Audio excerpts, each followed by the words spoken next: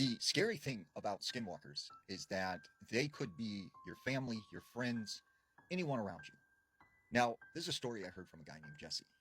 Jesse had just moved to Nashville, Tennessee, and he was pursuing this musical career.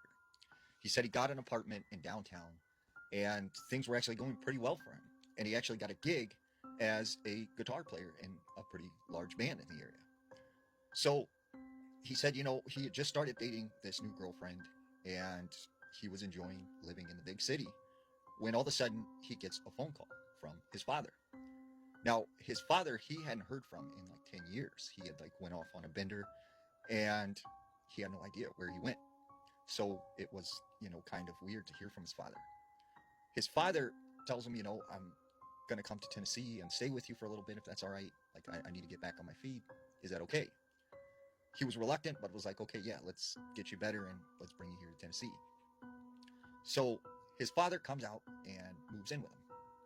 After about a week of living in this apartment, he decides to introduce his girlfriend to his father. The girlfriend, she comes over one night, and when she comes through the front door, she sees his father. Now, he said his father, used to wear all of this Native American jewelry and like a talisman that he believed protected him from anything negative.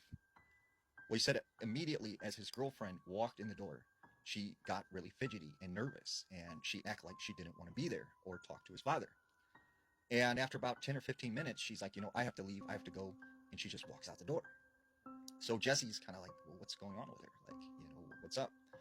And he said, for the next couple weeks, right, she didn't want to come over to the house. She didn't want to see his father.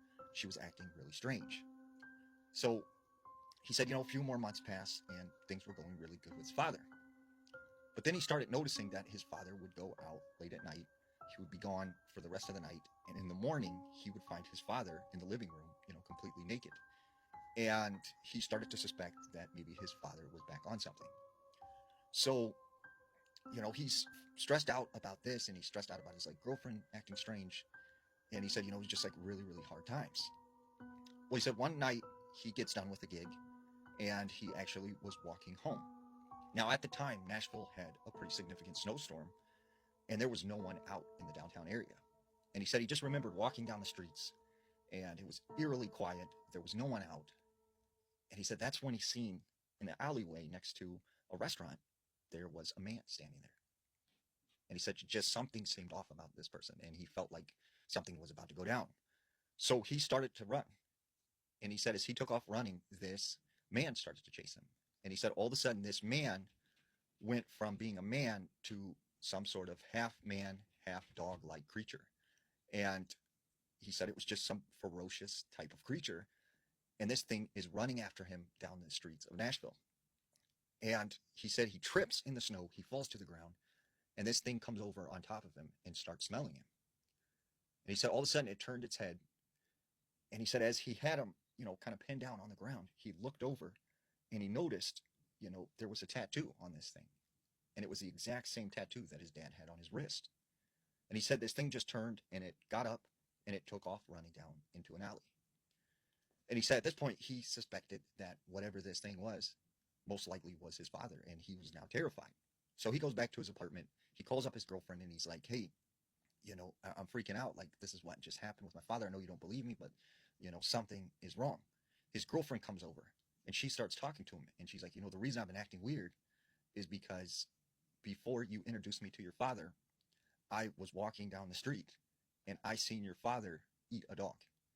And like, I didn't know how to tell you that. And I didn't know like what you would think or if you would believe me. And so like, I knew something was off about him. And once he heard this, he was like for certain that like his dad was whatever this creature was. So him and his girlfriend, they locked themselves in the bedroom. And about 1 a.m., he said all of a sudden he hears the front door open of his apartment and he can hear footsteps coming down the hallway. And then bam, bam, bam, bam, bam, bam, bam. He hears this banging sound on the door. And he hears like his father screaming, yelling at him to come out, to get out of the bedroom right now. And he's like, no, I'm not coming out. And he's like, you don't understand. She's a skinwalker. You need to get out of there now. And he said that's when he turned and he looked behind him and he seen his girlfriend was no longer his girlfriend, but the same creature that he had seen on the streets. And so he ran out the door and he said his father did some kind of like ceremony, and whatever this was took off out of the apartment, and he never seen it again.